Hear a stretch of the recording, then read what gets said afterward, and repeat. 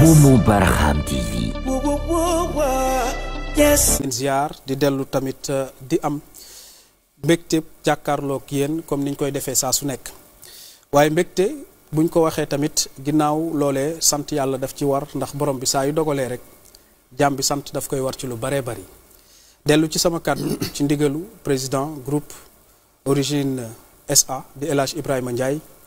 avec tout le personnel tey jii nii ak directrice générale bi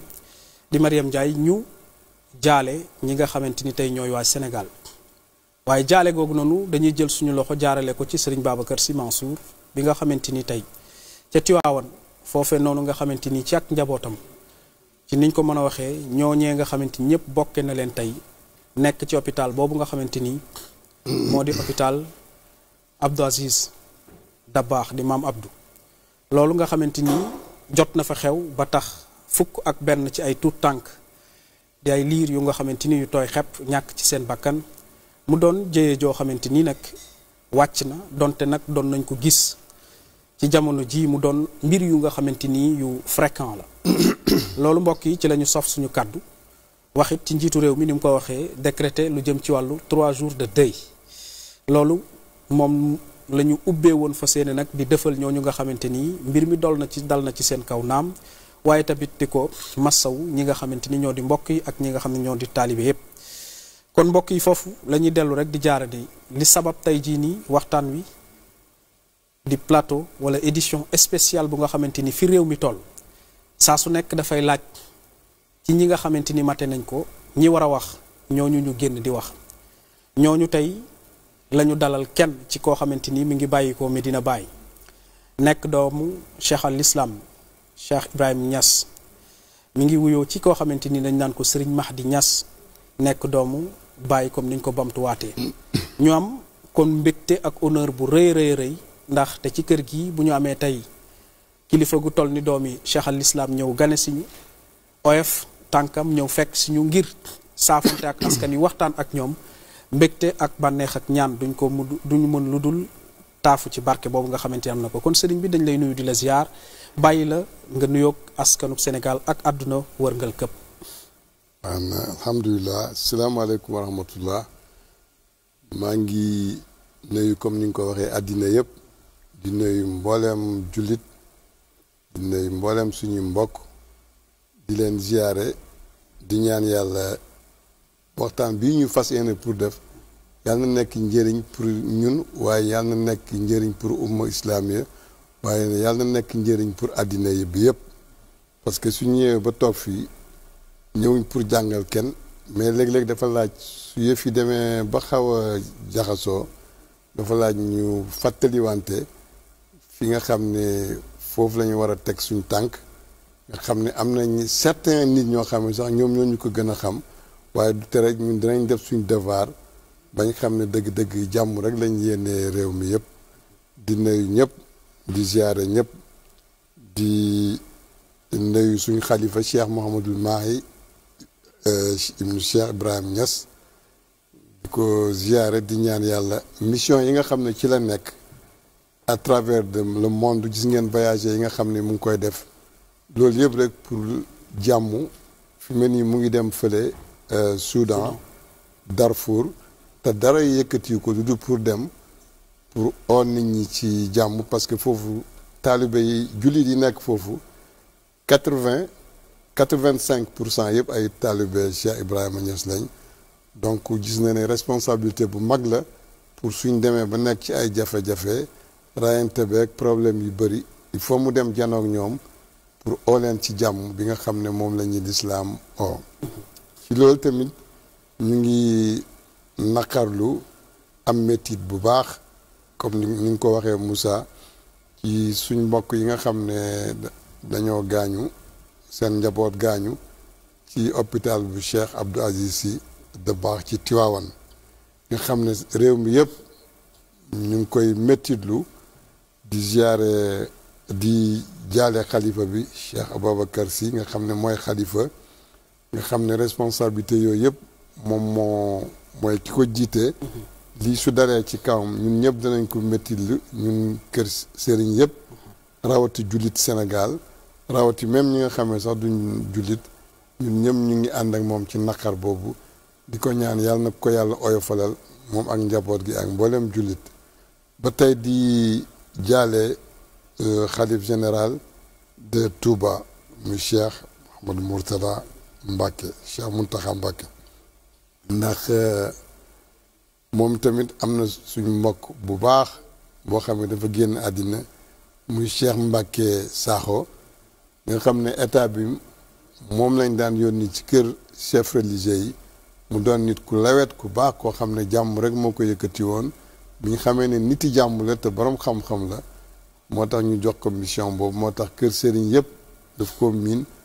ci dox jàmm su fekkee dafa génn àddina vraiment danañ jaale xalifa bi di jaale mbooleem communauté mouride di ko jaale mbooleem jullit yi ak mbooleem umma bi mi ngi noonu sëriñ bi kon mu mel ni wàllu woowu nga xamante ni di actualité li ci gën a fës jëm ci mbirum hôpital boobu nga xamante ni yaa ngi massawu seenub njaboot tey li ngeen ci jàngat yéen bari na loolu ndax bu dul daraat docteur ngeen ndax am na mission yoo leen di def ci dunduk doomu aadama ci ak ruuxam waaye tamit ci constat bi nga xamante ni rek moom la ñuy am nan ngeen gisee lu jëm ci wàllu doxalinu wàllu wér-gu-yaram ci réew mi. waaw loolu tamit xam nga soo dégloo rajo yi télévision yeeg yooyu yëpp temps yëpp da nga gis ne ci loolu la ñuy wax hôpitaux yi ñii ngi naan négligence ñii naan dañ leen joxul seen gëdd yooyu yëpp discussion la boo xam ne ñii ngi wax lii ñii di wax lii mais loolu yëpp li ci war mooy état bi nga xam ne moom mooy njaboote ñëpp ñoom gis naa ñu ngi ciy dox ay tànk waaye li ma gis mooy nañ ci gën a taxaw parce que dafa am yoo xam ne soo ci taxawut léegi bu baax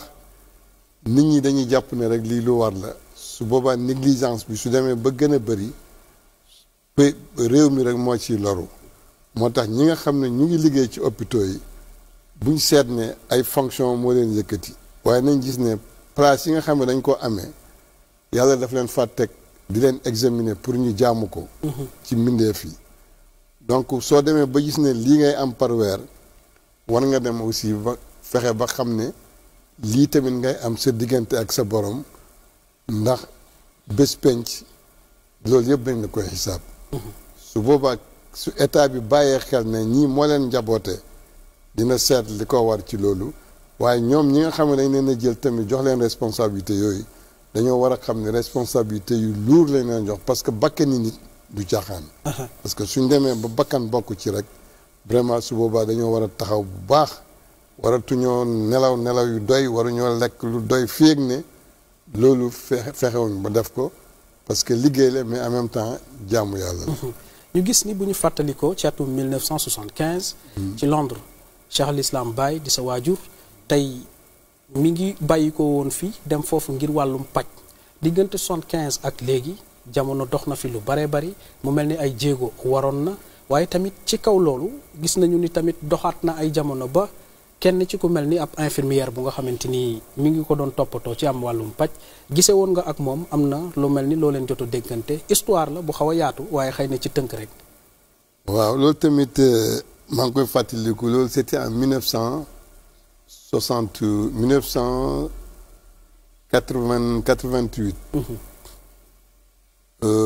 1988 ci laa demoon boobu ñu ngi jàng Maroc mais comme yàlla dafa defoon vraiment sëriñ bi bàyyi suñ papa la woon mais yàlla booyee woon na ma moom mu nekk sama xarit parce que xam nga léeg-léeg nga am sa papa. mu nekk sa xarit. vraiment moom sama xarit la woon daf ma daan jàjji di ma neexal di ma kopp di ma comme ni mu koy defee ni ko nit di defee ci njabootam waaye loolu dafa taxoon nag man ma takk ko takk bi ma ko takkoon nag moo tax bi mu demee ba dem Londres 1975 ba mu génn àddina bi ma demee jàngi Maroc ba école tëj ma ne il faut ma dem place bi nga xam ne fa la nekkoon il faut ma dem ziyaare foofu parce que dafa am sama benn kenn ci sama sëriñ yi mu boole woon ma ak moom muy Cheikh Mouhamed Kabir Faye moom la ma boole loon mu may jàngal di ma tarbiya diggante moom ak Seydi Ali Cissé kooku nag daf ma bi may jàngal daf ma wax ne ma yonent bi nee na wàllu yàlla fépp fu mu génnee àddina soo fa demee loo ñaan yàlla yàlla dina la ko may plus ni ma ko taqee woon ak wax jooju kàddu googu des ci sama xel moo tax bi ñu demee ba ñu école tëj ma ne il faut ma dem ziare chambre boobu ci laa jóg dem France bon su ma nettali temps bi xam naa du ko du fi xaj mais ni ma demee ba France sax loolu xam naa ne am na ay miracle yu bëri yoo xam ne feeñu na ma ci léegi bi ma demee ba France ma dem mais damay continuer maa ngi fa fekk Baba Ndiaye si karkatam boobu ñu daan wax Cheikh Baba Ndiaye bi ma ñëwee dal ci moom ay fan ne ko nag man dama bëgg a dem Londres mu ne ma London boobu taalibe yi mag ñooñu le fait que sëriñ bi génnee fa àddina dañoo siboon Londres bëgguñ ko tudd sax Londres nga jëm foofu nga xam ne ma ne ko dama fa bëgg a dem ci néeg bi sëriñ bi génnee àddina. mais hôpital Saint-Thomas. Saint-Thomas Hospital. waaw. léegi même Saint-Thomas Hospital boobu bi ma demee li ma njëkk a def mooy comme léeg-léeg musulman yi dañuy compter ci chiffre te Baye dafa fonkoon chiffre 1 ndax toujours daf ñuy wax yàlla kenn la amul ñaareel 2 dañ naan 1 ne 2 mais 2 amul ñaari 1 lañ jël rek te 1 mooy 1 donc kon kenn rek la léegi bi ma demee man tam may seet chiffre yi ba bi ma demee ci hôpital bi mu oo sama benn xarit gambien ñu koy wax Baye Diak mu dugal ma ci otoom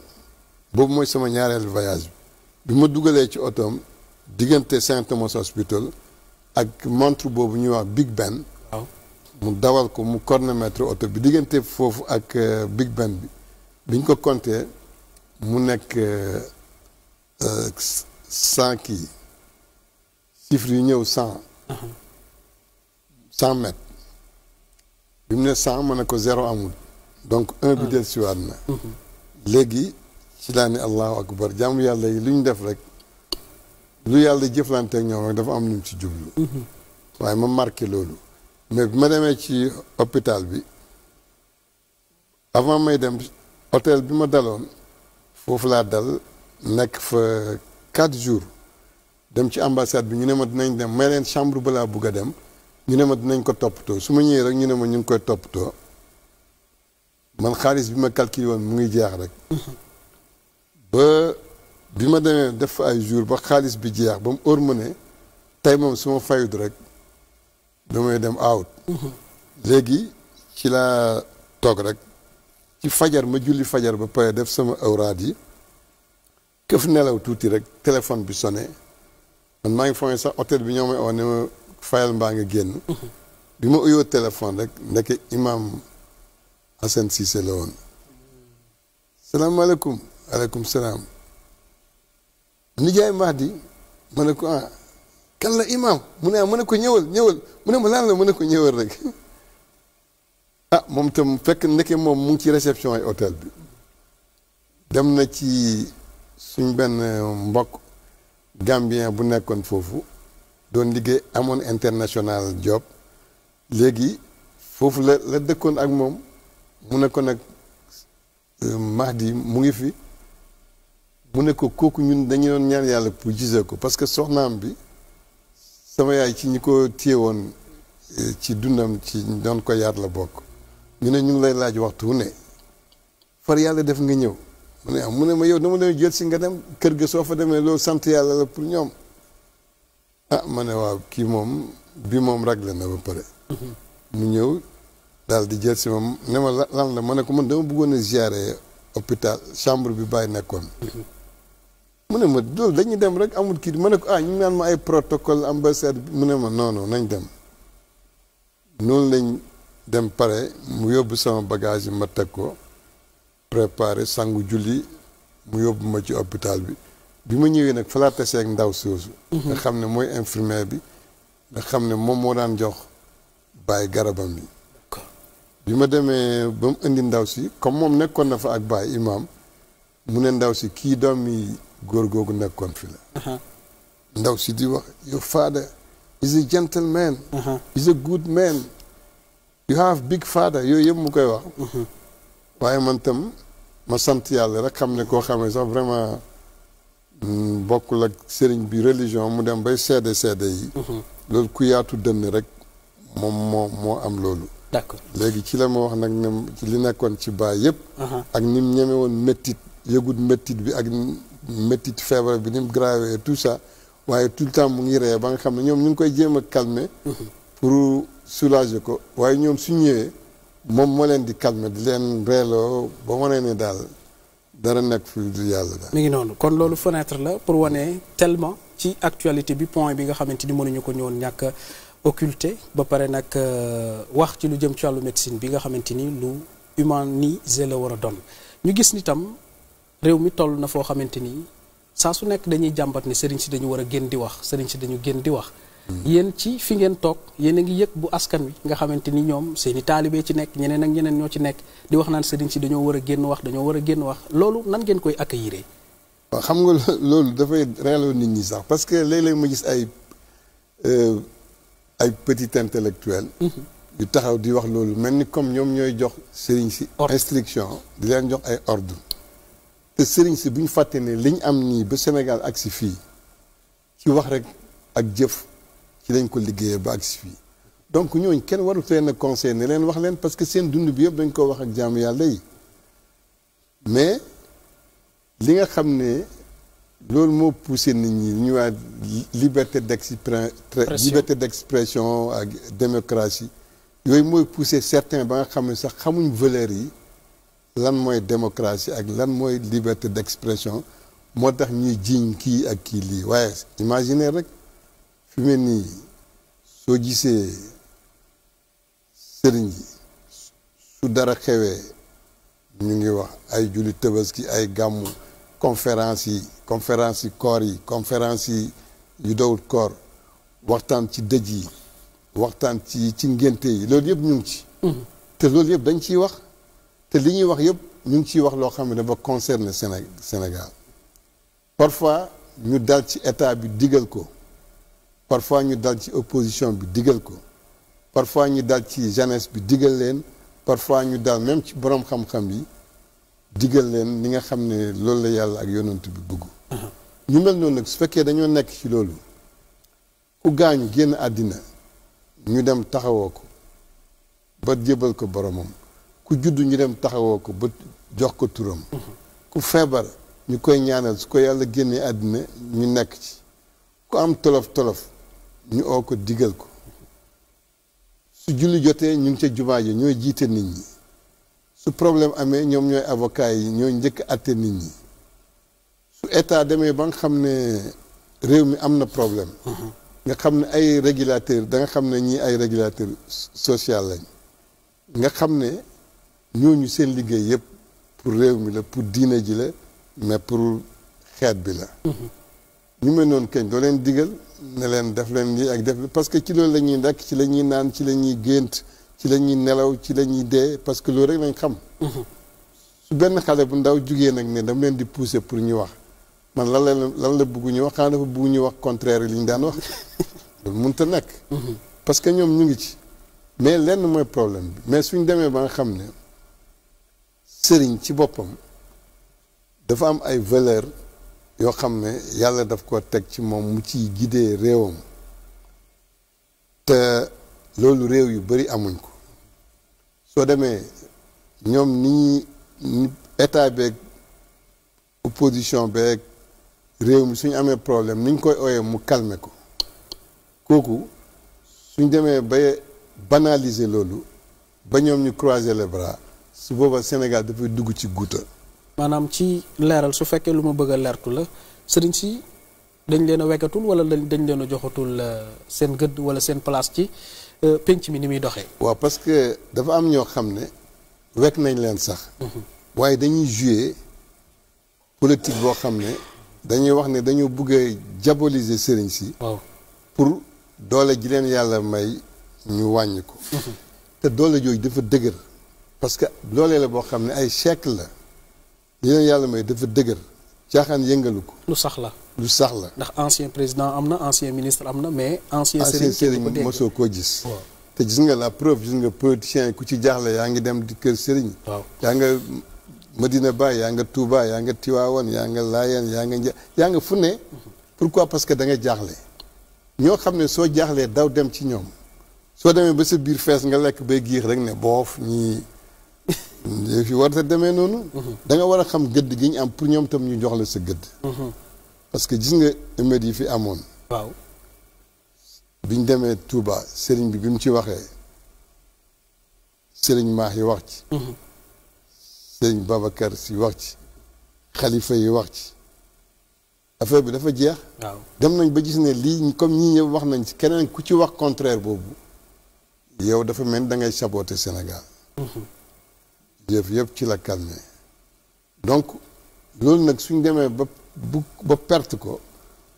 dafay doy waar te gis naa ne am na certains sëriñ yoo xam ne fi mu dañoo dem ba ñoom tam dañoo seexlu sax di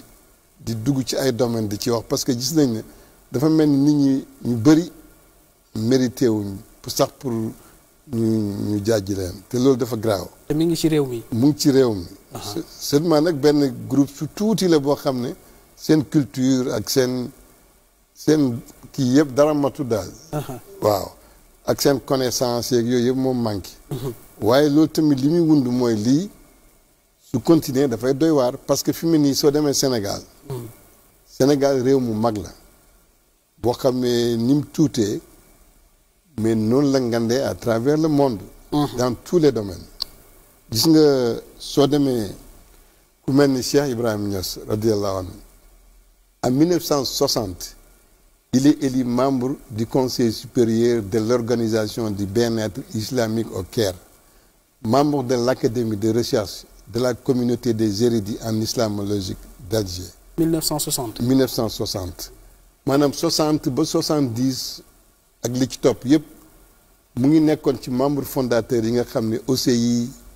la Ligue mondiale islamique yooyu yëpp dafa mokkoon ci membre fondateur yi am na ci yoo xam ne moo nekkoon président bi yi mu nekk secrétaire général bi yi mu nekk ci vice président yi ci organisation yëpp ci Algérie Maroc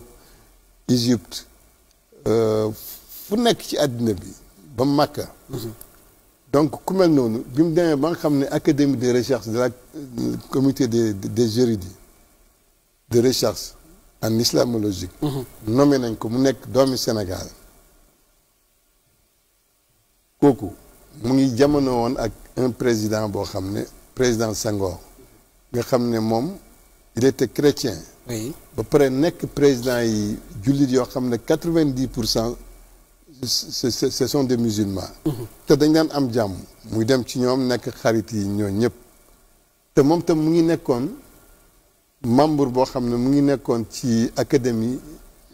française nga xam ne mooy yi nga xam ne dañ koy créer ci grammaire. moom ci ñi doon liggéey la. am na sax ay bindkat yoo xam ne wax nañ ne président Senghor am na ay mots comme ay pâtisserie épicerie essencerie yooyu yëpp nee nañ moo créé moo tax gis nga yooyu waaw dibiteri yooyu yëpp ci culture am ci français la ko créé ba nga xam ne loolu yëpp dafa wane ne doomi Sénégal moom moo am mérite boobu nga gis ne soo demee fu mel ni UNESCO waa ji Matar Mbow demoon da ba nga xam ne moo ko amee def ay liggéey yu yaatu Amadou Makhtar Mbow ci côté culture nga dem IFAO bi nga xam ne Jacques Diouf moo fa nekk par l'intermédiaire de président Abdoulaye Wade waaw kooku da nga gis ne sénégalais la soo demee ci banque de développement BAD Aji Babacar Ndiaye nga xam ne siège bi mu ngi nekkoon Côte d'Ivoire en tant que sénégalais moom moo nekkoon secrétaire général bi te ñoo ñëpp ay doomi Sénégal lañ même soo demee sax ci côté sport am na ku ñu naan wax Amadou Diaban waaw Amadou Diaban da nga xam ne kooku athlète la woon mais moom mooy sénégalais bi njëkk a am médaille d'or en tant que sénégalais c'est un sénégalais soo demee même ci football yi nii ku mel ni El Hadj Diouf amoon na ballon d'or defe naa. kon yow sëñ bi yéen da ngeen di seetaan football. ah bien sûr xam nga dafa am responsabilité yoo xam ne su tegoo ci sa kaw njaboot il faut da nga leen suivre parce que ku nekk rek da nga xam ci lim nekk ak ni ngay waxee ak moom li nga ko war a interdit ak li nga ko war a jox feu vert waaye su fekkee da nga interdit di nelaw rek gars yi dem toj dëkk bi ñëw raam jox la addiyee taxaw rek na ñaanam. waaw doo leen mën a dimbale. ba xam loolu day tekki ni kon yéen di ngeen di génn yenn saa yi mën di dugg ci dëkk bi xool fi nga xamante ni noonu la àdduna di doxee xam liy internet xam li yeneen yi nga xamante ni dafay am ak jamono ji génération bi nga xamante ni tey moom ngeen am ni ay taalibe. gis nga fi ñuy dugg. waaw bëri na ay sénégalais ay politiciens ak ay lu nekk yoo xam ne duñ fa dugg parce que responsabilité bi tegu suñ kaw la. xam nga ku mel ni Sidna Omar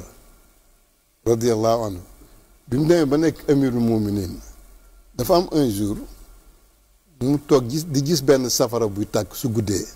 su xoolee rek gis safara suy tàkk rek mu ne waaw man safara si lan la un jour mu ne comme man maay buuru jullit yi il faut ma dem seet safara si di tàkk guddi parce que responsabilité bu tegu ci sama kaw la. mu nekk ba guddi rek mu waaxu ba foofu bi mu ñëwee fekk fa benn jigéen veuve boo xam ne jëkkëram dafa gaañu ci xare bi mu ñëw ne ko ah yow lan la lu xew ak safara si ngay taal mu ne ko laay xanaa naqar rek mu ne ko ban naqar nga am mu ne ko man sama jëkkër dafa dee ci xeex bi xare bi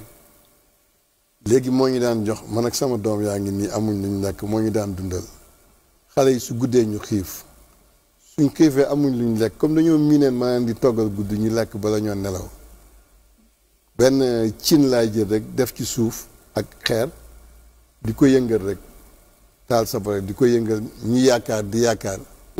di espérer lekk ba nelaw su subaa rek ma seetlu ma faraatu joxaat leen ba boobu Sidna Omar dafa pes boppam mu ne ko ah lii yëpp nag man gisuma buur bi li nga xam ne moo ñu war a dimbale mu pes boppam jël ndaw si yóbbu ko ne gars yi nañ garanti dundam moom ak njabootam parce que ci responsabilité am la nekk moo tax bi mu demee ba gis ne lii sama responsabilité la moo tax dafa dem xool ba gis loolu moo tax sëriñ yi tamit pas sëriñ yi rek imaam yeeg ñëpp ak yéen sax journaliste yi da ngeen war a dugg ci lu ne pour wane lu ne parce que jàngoro soo ko gisul xamoo ko doo ko mën a faj loolu moo tax ñun tam on est obligé de savoir de savoir ce qui se passe parce que moo tax sport beeg yooyu yëpp dañuy xam liñ ci wax bon doo ñu gis ci terrain bi nag ñu football waaw mais nag léeg-léeg am ku dóor bal fekk tànkam bi mu ngi ànd ak ñun d'accord alors loolu tey bokk na ci kon bu ñu lëkkalee ni pouvoir spirituel ak pouvoir temporel bi ni ñuy faral di jaxasoo kon boo écarté woo ni ñi ni tey sëriñ bi gis nañ ko ci langue politique wala gis nañ ko ci leneen ndaxte loolu nag dafa mel ni taarix bàyyi na ko fi waaw bien sûr parce que am na ñoo xam ne naan sëriñ du politique sëriñ na politique mais politique tamit dafa am yoon dafa am politique boo xam ne bi ma xam man nga xam ne Cheikh Ibrahima Niass moom la daan def nga xam ne ci leen demee ba nekk conseil président yi bëggoon lu baax te xamanteeg moom ci jamonoom yépp ku mel ni Gamal Abdel Nasser président Kwame Nkrumah ak président kii Abdou Karim Khassem ak le roi Hassan II président yooyu yëpp nga xam ne xamante na ak ñoom ba am nañu ci bëri ak ay buur yoo xam ne ci jamonoom ñëw nañ Madina même Cheikhul Azhar bi nga xam ne moo amee université bi gën a mag ci l'islam 1963 dem na fa pour ziyaare ko parce que defe naa réeré woon ne moom rek mooy noir bi nga xam ne moo fa jiite woon benn vendredi en tant que noir donc relation yooyu mu am yëpp daf ko demee ci diine mais daf ko demee ci politique di conseiller gars yi fan nañ war a teg seen tànk kon Baye daan na politique bien sûr mais politique bi mu daan def mooy daf leen di conseiller waaw ne leen def leen lii bàyyi leen lii amul njëriñ lii la yàlla ak yonant bi bëgg na ngeen dëgër na ngeen ñeme waaye na ngeen jub da ngeen am respect ci seen réew da ngeen am respect ci seen état mais na ngeen am respect aussi ci seen politiciens yi réew mais da leen wax dëgg parce que dëgg mooy li nga xam ne loolu rek moom mooy mujj loolu la yàlla bëgg. léegi boo ko contextualiser suñu jamono fii ñu toll ci Sénégal tey njàngale moomu tey ay réponse la yoo xamante ni tey mën nañu ko appliquer fii nii waaye ba xam loolu nga gis ci ni muy doxee. waaw bon nit ñaa ngi koy appliquer mais xam nga tamit léegi maanaam sa mbokk yi journalistes yi liñ gën a bëgg mooy dafa am yoo xam ne peuple bi loolu lañ gën a uysi comme foyeek yooyu nga xam ne soo demee ba jeexal soo calculer da ngay gis ne soit amoo ci dara wala li nga ci am lu tuuti la te mënoon nga ci am lu ëpp loolu waaye ñoom day affaire bi dafa ànd ak xaalis dafa ànd ak lu nekk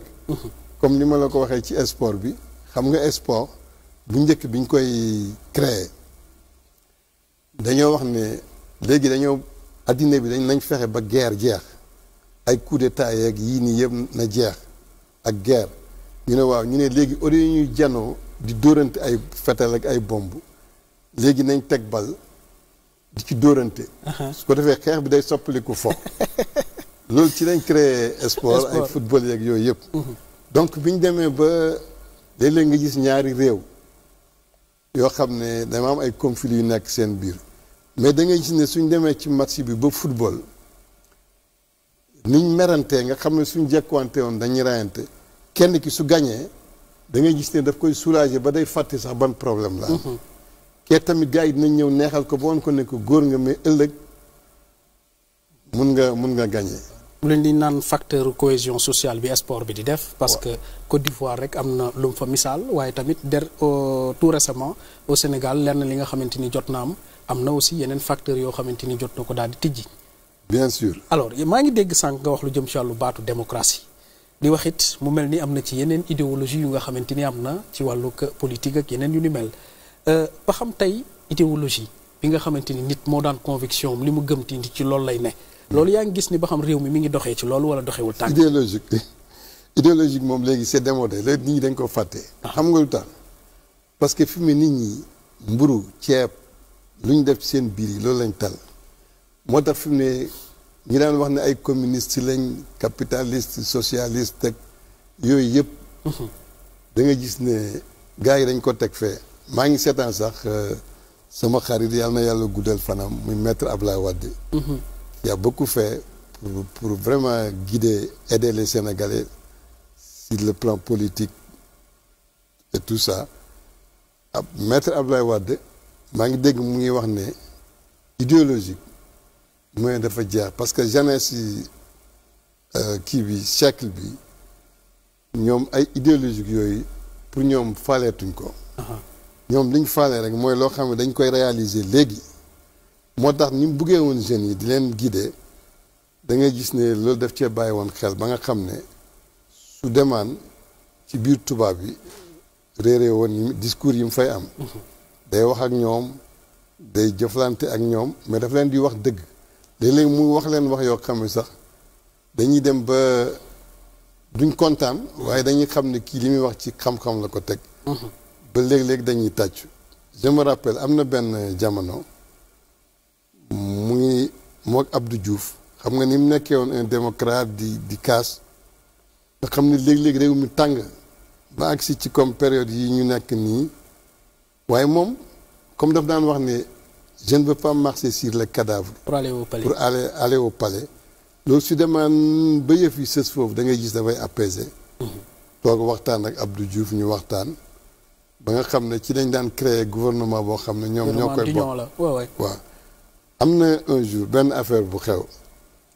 a reelu Iba Thiam bi nekkoon traducteur nga xam ne moo daan traduire français anglais bi di doomi Saloum Iba Thiam fekkee nag dafa am benn conférence internationale boo xam ne dafa amoon boo xam ne Banque mondiale ñoo ko doon def ci période boobu Abdoulaye Wade mu ngi nekk ministre Abdou Diouf biñ demee ba bañ na tey président Sénégal bi moom moo war a def conférence bi biñ demee ci cocktail bi ci kii bi mu ne Abdou Diouf gars yi man maa leen xam yow xamoo leen dama bëgg nga bàyyi ma ak ñoom. Abdou Diouf ne ko way mu ne ko bàyyi conférence bi maa koy def fekk gars yaa ngi dal ci Afrique africains yi duñ liggéeykat comme tubaab yi nit ñi jëmee diaboliser. di ñu marginaliser. léegi bi ñu defee loolu après bi kii bi jeexee bi ñu demee ba Abdou Diouf toog ñu annoncé ne Abdoulaye Wade moom mooy wax au nom du président Abdou Diouf. ah ñu jox ko bi mu jugee rek def fa discours boo xam ne mujj gi gars yëpp dañ doon tàccu mu ne waa Banque mondiale ndeke gars yi doon wax di dal Afrique am na ñoo xam ne moom sur le plan économique moom moo doon seen professeur. moo leen jàngal. mu leen di au tour par tour. ne la yow Jacques yow Jean yow nangam yow yaa wax lii te seen livre yaa ngi ci bind loo xam ne li nga waxoon ak li nga wax tey contradiction la. di leen damat ba tubaab yi yëpp ñoo jug di ko tàccu. buñ paree ba yëf yu jeex mu ne Iba Thiam di ko tooñ ne ko président aujourd'hui vous avez bien parlé nangam mu ne ko non waxuma Abdou Diouf moo doon wax xam nga ni mu amee woon humour. waaye loolu yëpp da ngay gis ne jàmm yu mel noonu moom lañ soxla. ak fi réew mi toll. moom lañ soxla ci réew mi moom lañ soxla ci état moom lañ soxla ci opposition moom lañ soxla ci les hommes religieux moom lañ soxla ci artistes yi moom lañ soxla ci journalistes yi parce que loolu mooy li nga xam ne dafay dimbale réew mais fi mu ne soo xoolee waaraatekat yi gis naa ne am na ci certains yoo xam ne ni ñuy waxee man pour man mënoon na gën a yéeg niveau bi mënoon na gën a kawe.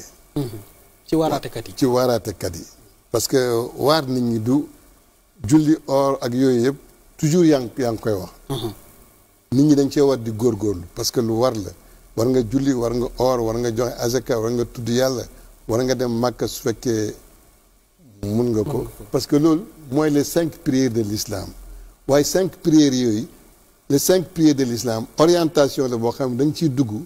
pour ci biir nga xuus. dem ba am iman dem ba am ihsan ba nga xam ne ci ngay nekk un vrai musulman.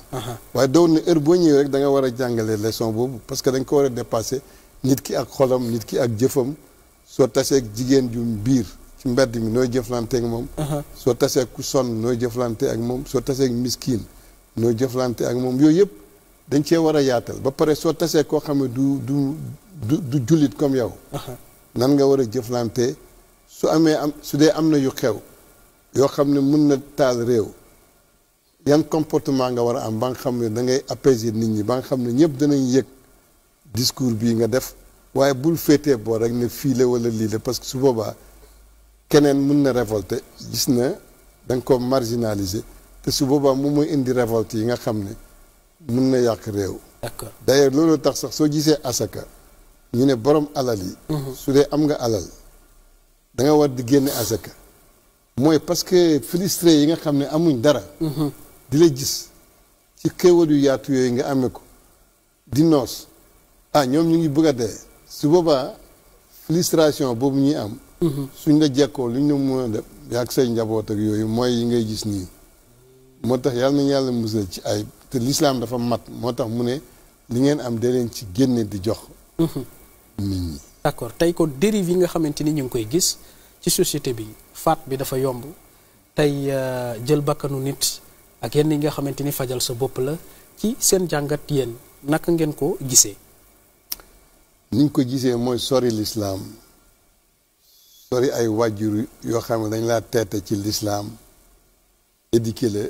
loolu mooy tax yow da ngay dem ba dara dootu da ngay daggane lépp. ngëm gi moo des. waaw dara du xaraam ci yow parce que gëmatoo dara. dem nga ba nga xam ne yow sa nite sax respecté too sa bopp comme nit. mais da ngaa jàpp ne rek comme xayawaan rabi àll nga loo lekk loo naan rek loolu ngay ut te loolu su doomu aadama su demee ba àgg foofu rek c'est très grave c'est dangereux. loolu lu ñu war di moytu la. waaw l'islam au Sénégal ban gis-gis nga ci am ndax yaa ngi wax ci waaraatekat yi mais ma bëggoon ko yaatal naka nga gisee l'islam au Sénégal. l'islam de mooy comme li ma wax rek ci ñi nga xam ne dañuy waaraate ni ñu war a éggalee seen discours yi. Serigne Mahi dina koy wax nga xam ne sama mag la xalifa mais sama xarit la parce que formation yu bëri ci moom laa ko defee pendant 30 ans. ànd nañ voyager ànd nañ ci lu nekk ci méttit ci neex ci tukki ci wéet ci lu nekk mais dafay wax toujours ne vraiment Sénégal fi mu ne ñiy waar nit ñi dañoo war a changer domaine indi discours boo xam ne discours boobu moom moo gën a yaatu parce que yàlla dafa wax ci alquran ne inna allaha la yughayyiru ma bi qawmin hatta yughayyiru ma bi anfusihim mu ne peuple du changer lu dul ne changer nañ seen bopp mais peuple tamit mënul changer boppam lu dul ne dina am leader boroom xam-xam boo xam ne day am discours bu valable boo xam ne moo koy teete pour mu xam nan lay dundee fan lay teg tànkam ak vision bi waaw su boobaa peuple ñooñu mën nañ leen a changer nga xam ne dinañ ñëwaat autour de l'essentiel mais su fekkee da nga leen a bàyyi ñuy làmbatu rek ku nekk yow yaay sa sëriñi bopp ku nekk yaay sa ilimaani bopp ku nekk yaay sa njiiti bopp su boobaa kenn ku ne da ngay jël loo xam ne dootoo consulter sax l'islam mais da ngay seet sa bopp rek moo tax gis nga ay rayeeg yooyu yi nga wax nii yàlla ci boppam aay na ko man qatala nafsan bi ghayri nafsin aw fasadin fil ardi fa ka'annama qatala an-naasa jami'an mu ne képp ku rey bakkan te tey ko mu ngi mel ni dangaa rey mbooleem àddina ba tey ku leen dundal tamit ba tey mu ngi mel ni dangaa dundal àddina loolu nag ku ci inspiré wu war nga xam ne vraiment lu baax rek moo la war sa diggante ak nit ñi ak moytu rey bakkan parce que rey bakkan moom su nit ki demee ba àgg foofu rek imagine xoola koo gis kuñ la wax ne kii rey na nit xool ko rek dootoo fekk nit benn nit la koo xam ne dafay désœuvré dootu xam fu mu jëm di waxtu di drogué wu di def yu kenn xamul léeg-léeg muy xalaat image boobu toujours dootu dem dafay des ci moom mu koy gis image bi di ko dóor di ko jam ni mu jamee woon di ko rey ni mu reyee woon te deewul kooku day nekk nit koo xam ne dafay dox mais dee na bu yàgg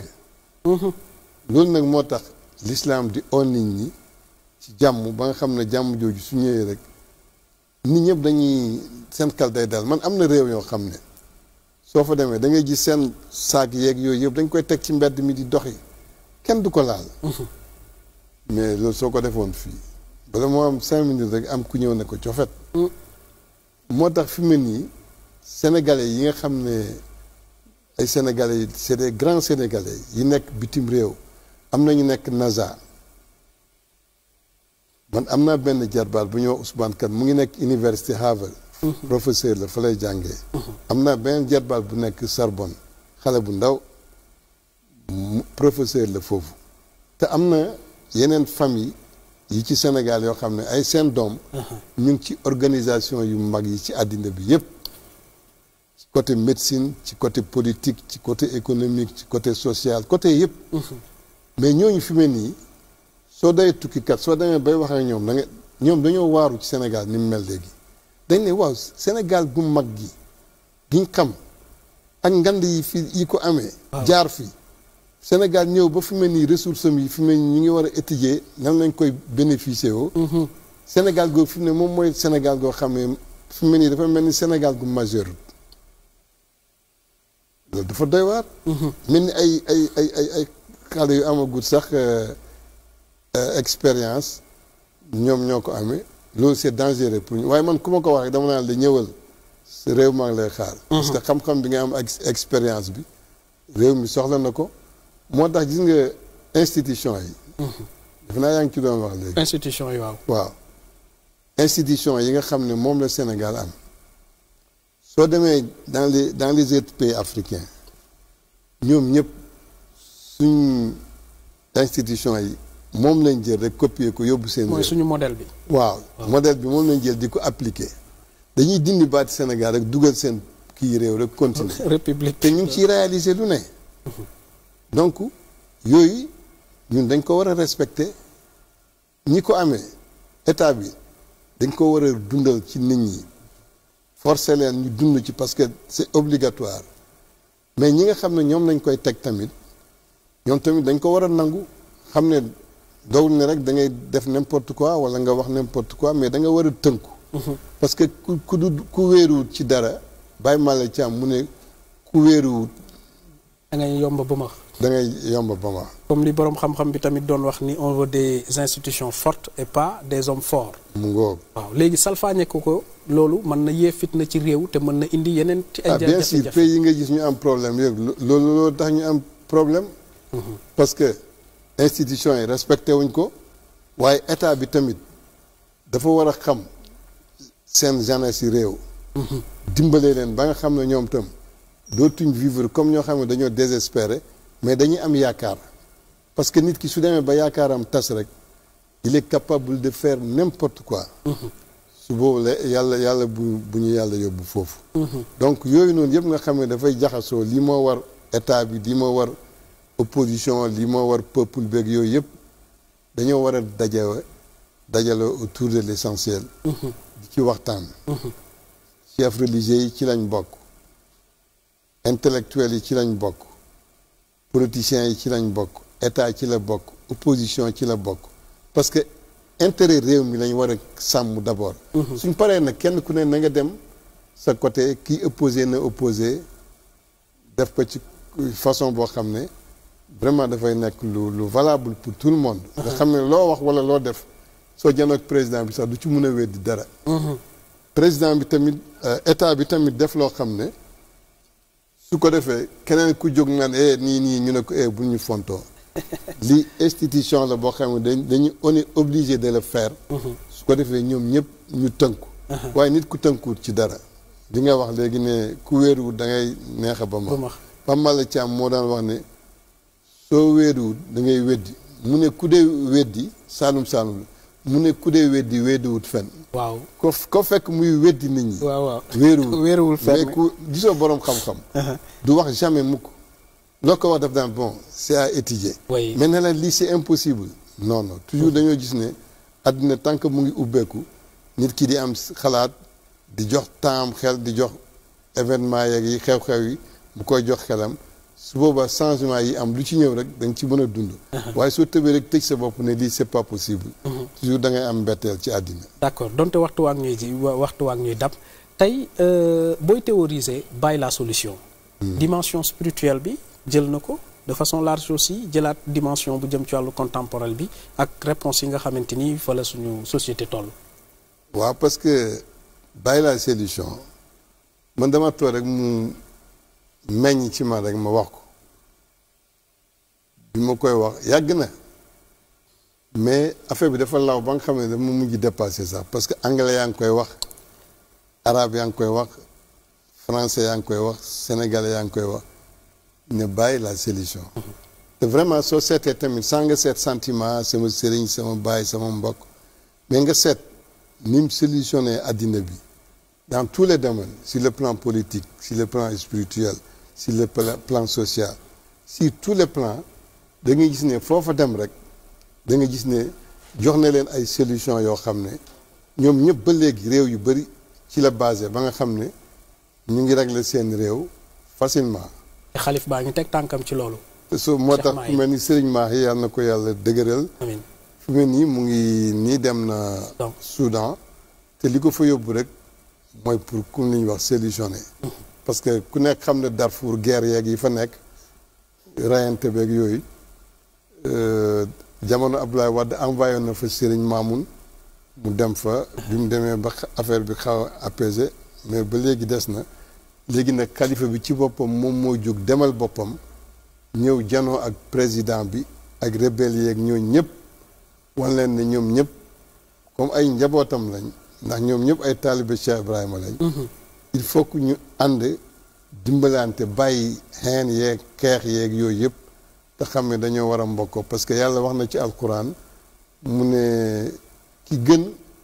ci yéen mooy ki gën a ragal yàlla waaw mu ne loolu nag mooy li nga xam ne ci lay on nit ñi ba nga xam ne yaa ayyuhan naas innaa xalaqnaakum min zakarin wa unsaa wa ja'alnaakum shu'uban wa qabaa'ila li ta'aarafu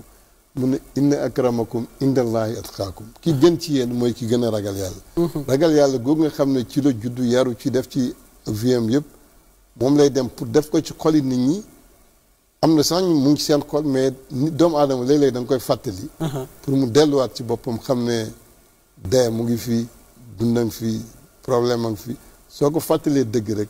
mun na dellu ci boppam te su boobaa problème yu bëri mun na régler. yaa ngi ziar tey jaale sànq ki nga xamante ni mooy Serigne Mountakha Mbacké di xalif général kullu murit war fi amal ngan ci Ndakaaru. waaw ma gis ci benn photo bu ma sopp loolu nga saafonte ci ak moom. ginnaaw bet sa waajur wa doon saafonteeg tamit Serigne Fallou loolu. mu war a amal ak ngan tey. kilifa diine yi ndax ñi ngi doon dégg lu tamee ni conseil supérieur des chefs religieux ak yeneen tey jaxasoo bi ci seen biir ak di ngeen xamante ni moom ngeen mel ak gan gi mu war a amal. waaw parce que fi mu nekk nii sëriñ bi mu ngi war a ñëw Dakar te ni sëriñ Mahi demee Darfour. pour régler les problèmes des musulmans et des Africains moom tam noonu la ñëwee Dakar pour régler les problèmes des Sénégalais. te soo seetee ñoom ñëpp li ñuy réglé mooy li yàlla ak yonent bi wax li mu bëgg loolu ci la ñuy oon nit ñi ci la ñuy yar seen njaboot moo tax fu ñu dem ñëpp dinañ leen uyu te suñ leen uyoo lu baax ak loo xam ne day dàq ay indi jàmm. ci loolu rek lañ leen di oo moo tax ñu ngi koy teeru di wax ne sénégalais yëpp nañ ko teeru xam ne yiw rek la. booleem taalibe bàyyi. comme ñoom la am sañ pour wax ak ñoom. maa leen di wax ku ci mën a dem teew. macha allah na teew parce que bi fi sëriñ Mahi Niass di ñëw. ay rafet na taalibe Baay yi ak taalibe murid yeeg yëpp dañoo daje teeru ko màggal ko mu ñaanal leen yàlla. macha allah ñu ñëw wax ko seen problème mu déggoo ci ak ñoom ba nga xam ne après da nga gis ne lépp nooy na. bi ma fa demee tamit sëriñ Mahi moo ma fa yónni. parce que moom yónnee na fa. ci weeru koor indi ay teraangaam yu mag sëriñ Mahi fas yéene pour dem far yàlla def mu amoon ngant am suñ benn kilifa bu mag bu génn àddina comme joxe na bés bi ba pare mu ne ma demal ma def délégation bu mag ñu dem bi ñu demee mooy photo boobu ngay gis waaye keroog vraiment man sax dama am kersa parce que xam nga jàmm yàlla ñoom amuñ amuñ rëy foo fekk nit kuy ngand lu rek dafa téewul dara mais gis nga ku téye du feeñ ci waxam du feeñ ci comportement du feeñ ci jëfam toujours simplicité de plastique bi ñuy wax moom rek moom mooy feeñ ci moom moo tax keroog loolu lañ fa fekk te loolu moo nekk ci Serigne Mahi tamit vraiment moo tax ñoom moom vraiment yaan nañ leen di ñaanal rek gannaaw loolu tamit ku mel ni wax naa ko léegi Cheikh Ibrahima Niass comme politique bi nga waxoon léegi dafa jamono wante ak Senghor. président Senghor nekk koo xam ne c'est un chrétien mais boo xam ne moom mooy gouverner 90% des Sénégalais ñoom tam ñu respecté ko mu doon xariti sëriñ yëpp mais idéologie gi boppam la amee en tant que chrétien en tant que koo xam ne dafay défendre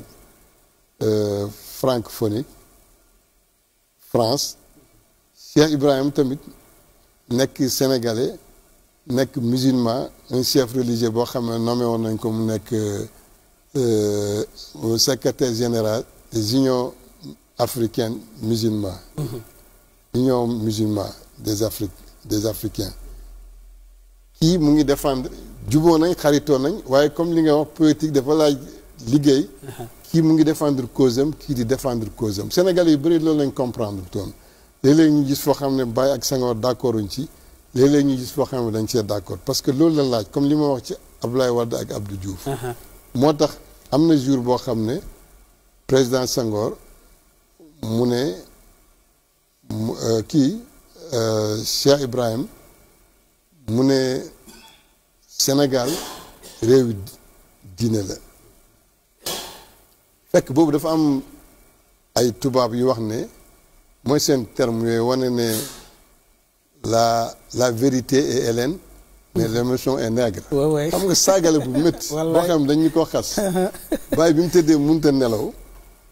ci la bind fa Sénégal wi taxte zilli Muhammadin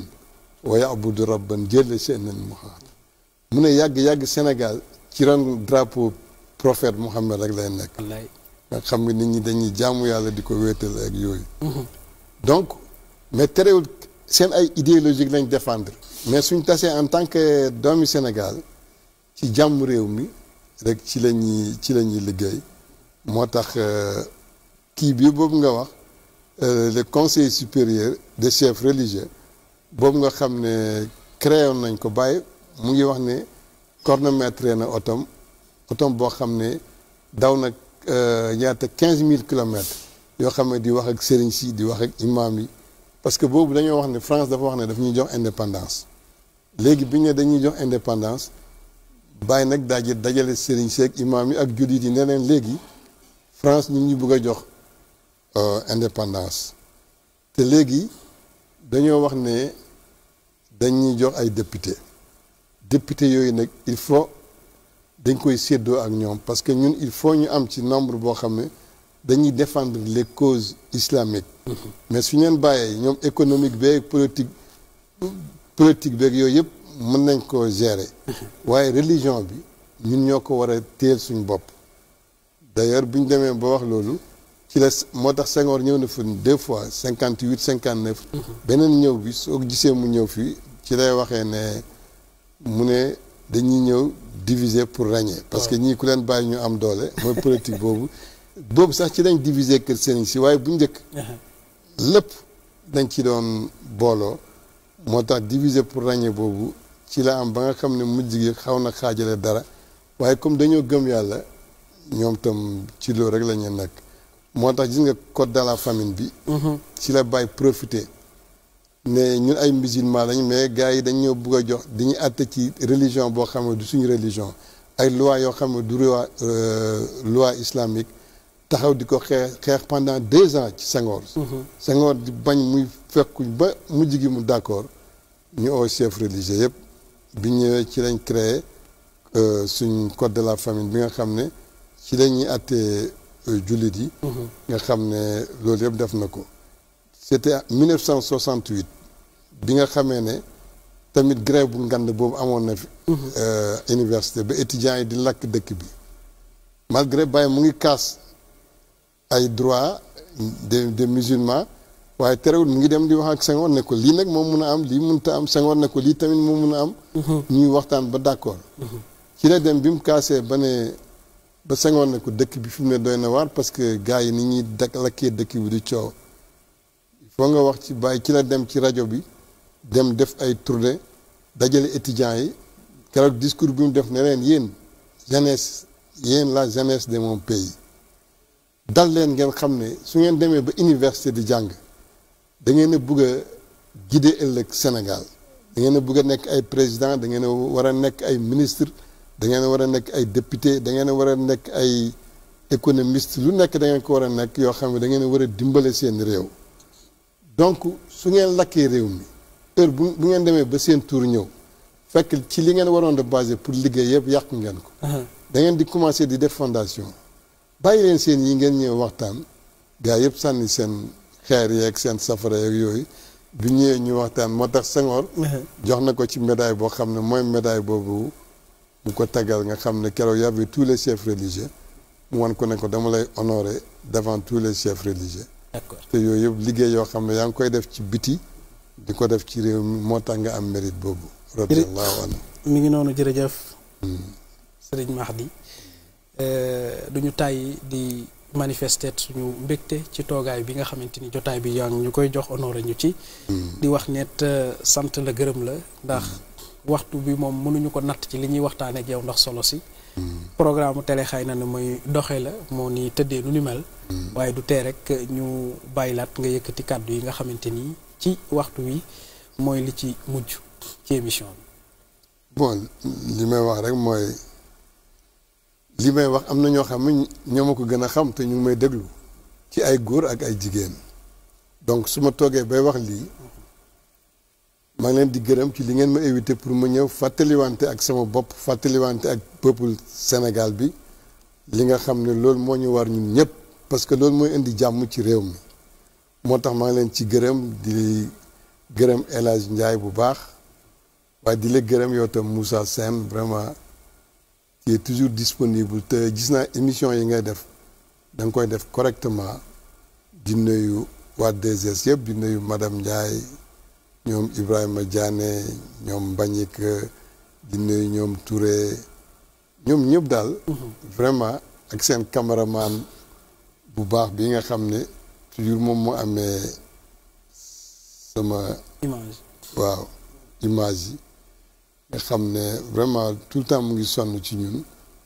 ñu ngi créé Madi TV te yooyu yëpp moom moo ko amee ak ñoom Mohamed Kouta ñoom Misbah Mounir Cheikh Baye Madi ñu ngi gërëm ñëpp daal di wane ne lii rek moo war di balu su fekkee ne tamit dañoo wax loo xam ne dafa frustré nit vraiment jubluwuñ ci dara liñ jublu mooy Sénégal dafa àgg foo xam ne il faut ñu waxtaan li nga xam ne loolu la fi sëriñ si indi di ko wax waxtu ne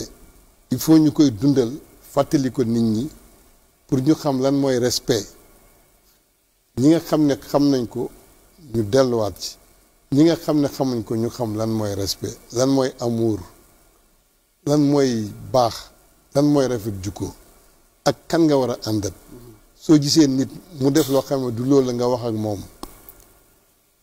te bàyyi intérêt personnel yi moom mooy yàq réew mi bu njëkk xale su nekkaan ci mbedd su daan def naka su dul noonu mag mu njëkk a jege moo koy yuuxu léeg-léeg sax mu caw ko ne ko bàyyi lii pour bu mu ko def te du nekk doomam mais dafay bugg mu baax mais fi mu su fekkee xale bu tëb sax soo ne ko nii parents yi dem porter plainte yóbbu la ne damm na loxo bi dem ut certificat médical su boobaa yëf yi dafay doy waar ak li nga xam ne tamit maa ngi koy fàttali suñ réew mooy am na ñoo xam ne dañoo ñëw di ma wax ne dafa am ay prisonniers yoo xam ne dañ leen di dañuy def ay délit rey nit wala yooyu ñu jàpp yóbbu su ko defee ñu jaarale ko fenêtre maanaam yooyu nga xam ne korité wala tabaski wala yooyu su ñëwee rek ñu ñëw bind ñoo xam ne président bi koy signé mun na am sax xamuñ ñi ñan la. grâce bi mais waaw grâce boobu ñuy def ñi nga xam ne ñooy gérer loolu nañ seet bu baax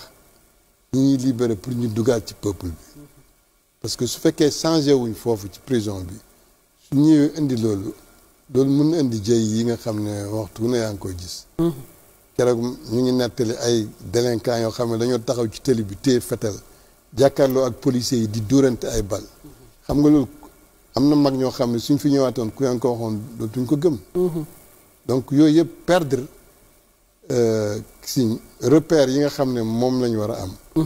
loolu moo ñu ko teg. sëriñ yi nga xam ne tamit dañ leen a war a di déglu ñi ñuy gide nga xam ne su problème amee ñooy apaiser réew mi nañ leen jox seen gëdd pour ëllëg parce que di nga loolu Amérique amu ko. Europe amu ko. gis nga centre Afrique bi ko amul gis nga ni ñuy reyantee kenn mënu leen a calmer te suñ amoon loolu ñooñu suñu waxee ñoom rek déggoogu dina wàññeeku valeur yi nga xam ne ñi koy xeex sax ñoom dañoo xamul ne seen intérêt la nañ ko téye pour Sénégal dund ci jàmm mi ngi noonu waaw jërëjëf mi ngi noonu Serigne Makhdy Niass nekk doom ci Cheikh al Islam Ibrahima Niass tey mu gën a si woon ñu ngir waxtaane tey ci tolluwaayu réew mi ñu may leen ko ci plateau spécial delloot di massawu réew mi ci lu baree bari di jaaleet ñi nga xamante ni seeni doom ñoom ñoo daal di loru ci làkk googu am ci hôpital Maam Abdou ba nekk ca